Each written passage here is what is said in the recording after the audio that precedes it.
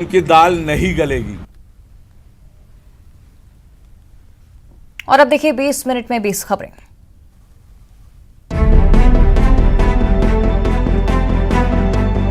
रतलाम में Sarvodaya express train में उस वक्त हड़कंप मच गया जब अचानक ट्रेन का ब्रेक शू लॉक हो गया। ब्रेक लॉक होने की वजह से ट्रेन के कोच B2 में नीचे अचानक आग और धुआं दिखाई देने लगा। तस्वीरों में आप देख सकते हैं कि ट्रेन पटरी पर खड़ी है और कोच के नीचे आग और धुआं दिखाई दे रहा है। आग लगने की सूचना जैसे ही रेलवे कर्मचारियों को मिली, रेलवे कर्मचारी मौके पर पहुंचे और आग पर काबू पाया। गनीमत ये रही कि ये आग पूरे कोच में नहीं फैली, वरना बड़ा हादसा हो सकता था। बता दें कि सर्वोदय एक्सप्रेस ट्रेन रतलाम से जम्मू जा रही थी, तभी ये हादसा हुआ। पूरी घटना बांगरोद स्टेशन की घटना बताई जा रही है।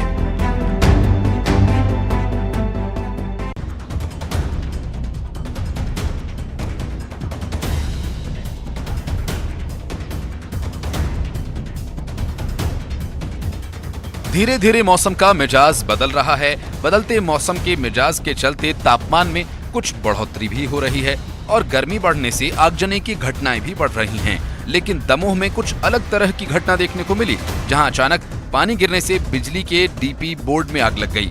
देखिए, ट्रांसफार्मर में रुक रुक कर चिंगारियां निकल रही हैं, वहीं पास से राहगीर भी गुजर रहे हैं। और गनीमत ये रही कि ट्रांसफार्मर में कोई ब्लास्ट नहीं हुआ, नहीं तो ये बड़ा हादसा हो सकता था। बिजली डीपी में आग लगने से क्षेत्र की बिजली चली गई, जिसकी वजह से आसपास के लोगों को रोजमर्रा के काम में दिक्कत हुई। वहीं मौके पर बिजली विभाग के कर्मचारी पहुंचे और समस्या को सुधारा।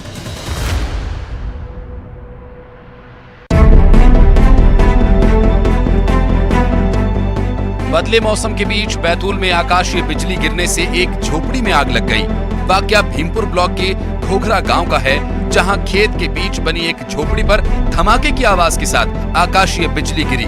झोपड़ी के अंदर एक बाइक खड़ी थी, जिस पर बिजली गिरने से उसने आग पकड़ ली और कुछ ही देर में बाइक समेत पूरी झोपड़ी जलकर राख हो गई। आकाशीय बिजली के धमाके की आवाज इतनी तेज थी कि किसी ने बाहर निकलकर आग बुझाने की हिम्मत तक नहीं जुटाई। बादलों की गड़गड़ाहट रुकने के बाद जब ग्रामीण बाहर निकले, तब तक पूरी झोपड़ी और बाइक जल चुके थे। दरअसल जिस वक्त ये हादसा हुआ, उस वक्त ग्रामीण खेत में काम कर रहे थे। गनीमत रही कि यहाँ कोई जनहानि नहीं हुई। देवास में इंदौर से हरदा जा रहे परचून भरे ट्रक में अचानक आग लगने से हड़कंप मच गया। आग लगने से ट्रक और ट्रक में रखा सामान जलकर खाक हो गया। सामान जलने से लाखों की नुकसानी का अंदाजा लगाया जा रहा है। बताया जा रहा है कि ट्रक में शॉर्ट सर्किट लगने से आग लगी है। हालांकि इसमें कोई जनहानि नहीं हुई है। फिलहाल मौके पर मौजूद फायर ब्रिगेड ने आग को बुझा लिया है, लेकिन अब इसका वीडियो सोशल मीडिया पर वायरल हो रहा। आपको बता दें कि ट्रक जब जल रहा था तो टायर फटने से वहां पर ब्लास्ट हुआ था, जिससे आगजनी ने बड़ा रूप ले लिया। ये घटना इंदौर बैतूल NH 47 पर हुई है। ये घटना बादली थाना क्षेत्र के अंतर्गत कमलापुर की बताई जा रही है। हालांकि ट्रक में रखा सामान पूरी तरह जल चुका है और मौके पर फायर कर्मचारियों ने आग बुझाई है।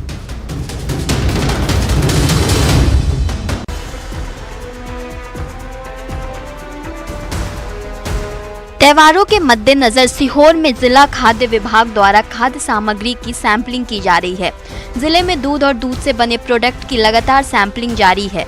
ऐसे में शहर की सीमा से लगी जयश्री गायत्री पनीर फैक्ट्री में कलकत्ता से आए पाम ऑयल के टैंकर की भनक लगते ही खाद्य विभाग ने इस टैंकर में भरे पाम ऑयल की सैंपलिंग कर फिलहाल इसे सील कर दिया है। दरअसल सीहोर के जिला खाद्य विभाग को ये जानकारी मिली कि गांव पिपलिया मीरा में बनी जयश्री गायत्री पनीर फैक्ट्री में पाम ऑयल से भरे टैंकर की आवाजाही चल रही है। इस सूचना के बाद फैक्ट्री पहुंचे खाद्य सुरक्षा अधिकारी ने तत्काल फैक्ट्री के अंदर खड़े एक टैंकर में भरे पाम ऑयल की सैंपलिंग की और जांच रिपोर्ट आने तक टैंकर को सील कर दिया है। फिलहाल लिए गए नमूने को राज्य परीक्षण प्रयोगशाला में जांच के लिए भेजा गया है।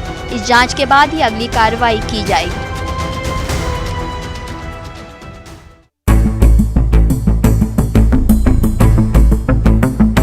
त्योहार नजदीक आते ही ग्वालियर चंबल अंचल में नकली खाद्य पदार्थों की आमद बढ़ जाती है। ग्वालियर के भिंड मुरैना इलाके से नकली मावा की मिठाइयां ग्वालियर सहित अन्य शहरों में सप्लाई के लिए पहुंच जाती हैं। इस पर लगाम लगाने के लिए जिला प्रशासन, खाद्य विभाग और नगर निगम की टीम संयुक्त अभियान चला रही है। खाद्य विभाग की टीम ने शनिवार शाम तिगरा रोड के एक गोदाम पर छापामार कार्रवाई की और यहां मौजूद 4000 किलो मावा के जांच के लिए सैंपल लिए हैं। इसके अलावा शहर की 1 दर्जन से ज्यादा डेयरियों पर भी खाद्य विभाग की टीम ने सैंपलिंग की कार्रवाई की है। ग्वालियर के रास्ते भोपाल, इंदौर सहित अन्य शहरों में भी नकली मावा, पनीर की सप्लाई रोकने के लिए पुलिस और प्रशासन की टीम रेलवे स्टेशन, बस अड्डों और लॉन्ग रूट की बसों पर निगरानी रख रही है।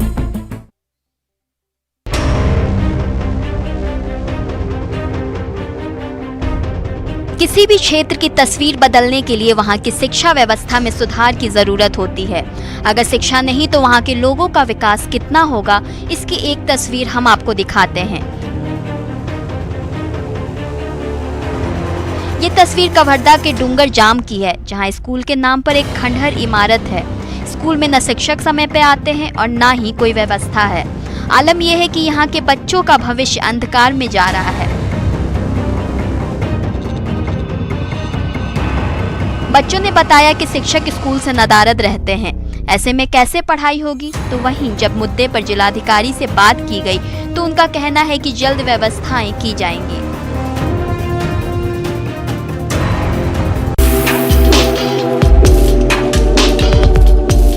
अ से अनार, क से कलम पढ़ते ये बच्चे, और इन बच्चों को शिक्षा का जो पाठ पढ़ा रहे हैं वो कोई शिक्षक नहीं है बल्कि जवान हैं, जिन्होंने बच्चों को मुख्य धारा से जोड़ने के लिए नक्सल प्रभावित इलाके में कैंप लगाया है और इसके साथ ही स्कूल भी खोला है।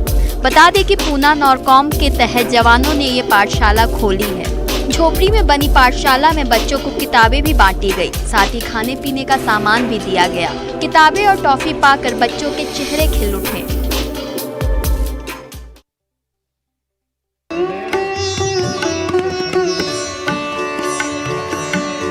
खरगोन जिले के घिगांव में 4 दिवसीय 108 कुंडीय महायज्ञ के समापन पर श्रद्धालुओं का जन सैलाब उमड़ पड़ा। इस दौरान शांति कुंज हरिद्वार से पहुंचे गायत्री परिवार के प्रमुख डॉक्टर चिन्मय पंड्या का मानना था कि आमजन को धार्मिक आयोजन में शॉर्टकट्स नहीं देखने चाहिए। शास्त्रों की जो परंपराएं हैं वो बड़े लंबे अनुसंधान के बाद बनाई गई हैं। जिंदगी में जहां भी लोगों ने शॉर्टकट्स खोजे उसका फल नहीं मिला। ऑपरेशन के लिए अगर कोई डॉक्टर के पास जाता है तो जांच तो करनी ही होती है, इसलिए अगर भक्त भगवान के द्वार पर बैठे तो जरूरी प्रक्रिया करना अनिवार्य है। चुनावों के पहले एक बार फिर हिंदू राष्ट्र की मांग को लेकर गायत्री परिवार के चिन्मय पंड्या का मानना है कि पूज्य गुरुदेव पंडित श्री राम आचार्य शर्मा कहते थे कि पूरे विश्व में संस्कृति एक है, सभ्यता अलग हो सकती है। संस्कृति देने की सोच भारत से ही निकली है और वो सोच हर जगह जाए, ऐसा होना चाहिए।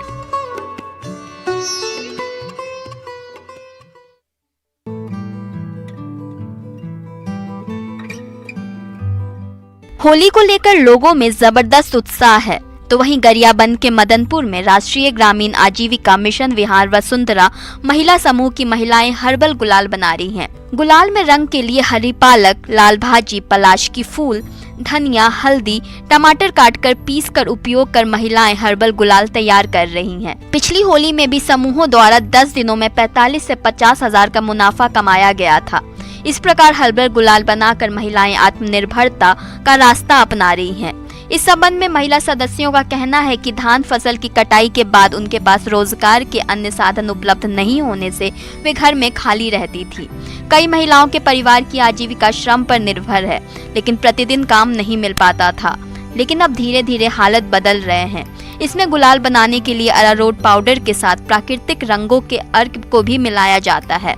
चुकंदर से गुलाबी रंग, पालक भाजी से हरा रंग और हल्दी और गेंदा से पीला रंग बनाया जाता है।